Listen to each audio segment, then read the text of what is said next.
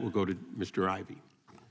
Thank you, Mr. Chairman, and I want to take a minute to commend you for this hearing. I greatly appreciate the opportunity to look at actual legislation that can make a difference in the lives of the American people, and thank you for doing this work. I did want to follow up, Mr. Roberts. You had a point about, I guess, companies potentially walking away from repair obligations, which struck me as pretty important, but I hadn't really heard much about how to address that. You discussed the issue. Are there ways to, fix that problem? And then the sort of inversion of that, I suppose, is them not walking away, but the capture scenario that the chairman just mentioned, where they sort of buy up the items so that they can't be used again for resale. So, I mean, obviously my background and expertise here is around issues in cybersecurity, so I'll defer to some of the other panelists on some of the legal and market issues.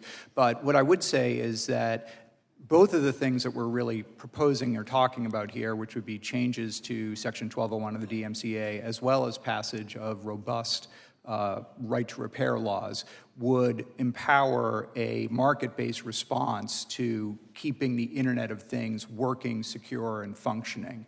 DMCA 1201 reforms by making it clear that you can circumvent software locks for the purpose of repair and maintenance and upkeep, right? So that would take the threat of a federal crime away from small business owners as well as security researchers who are interested in, plumbing that software for purposes of maintenance, upkeep, and repair.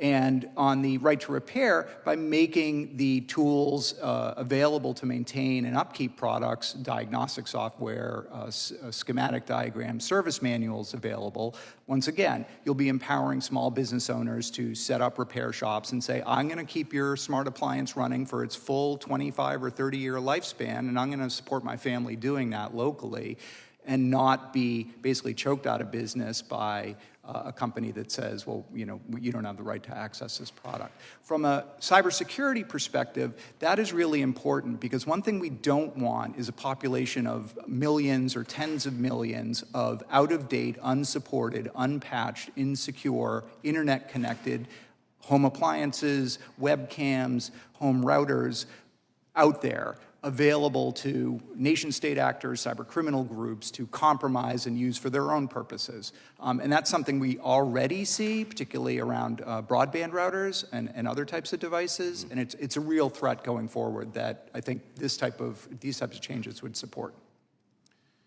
Anyone else on the panel want to take a crack at that? Sure. We need to find a way to get these devices secure. I like to call the Internet of Things the Internet of outdated Linux distributions. It's old software. LG's website says that you should check for security patches for your refrigerator every other month. But then the manufacturers often are not following up. They're not spending the resources. I mean, we see, like, how often do you get updates for an Android phone? A couple years, and the manufacturers stop doing it. Google with their Chromebooks, we see schools. I heard about a school yesterday that had 20 pallets of Chromebooks that they bought during the pandemic for their students that they're having to throw away because they can't get security updates for them anymore.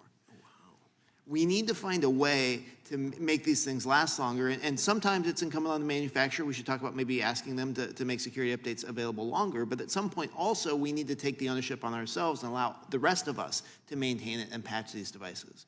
But we do not have permission right now to patch devices. It wouldn't be legal for me to make a tool to break the lock on those Chromebooks to allow a school district to use them longer.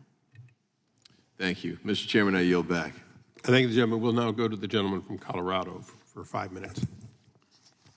I thank the chairman. First and foremost, let me echo the sentiments of my colleague from Maryland in terms of thanking the chairman and the ranking member for hosting this important hearing, which I think is substantive and